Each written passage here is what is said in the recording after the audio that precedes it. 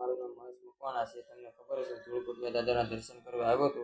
એના દર્શન મેં કર્યા, ધૂળકોટિયા દાદાના દર્શને કર્યા, ખેતરપાળ દાદાના દર્શન કર્યા। હવે આપણે જઈશું ખોડિયાલમાંના દર્શન કરવા, એ અહીં બાજુમાં આવેલા જ છે ને। આપણે દર્શન કરવા જઈશું, બરાબર ના? જોવાલાયક સ્થળ છે, તમને બતાવશું, એ વિડીયો આપણે નાખશું, બરાબર? અટાણે અહીંયા મેં ધૂળકોટિયા દાદાના દર્શન કરવા। દોસ્તારો, હું તમને એક વાત કહી દઉં, મને હેડિક બેટિક કરતા નથી આવડતું, બરાબર? હું સત્ય ઘટના જા મને બોલાવે ના હું પૂગી જામ છે દાદાના દર્શન, કેમ કે ભગવાન કરતાં કોઈ મોટું અટાણે નથી। ભગવાન વિના એની ધૂળે પણ આપણા સફળની ધૂળે ઉડતી નથી।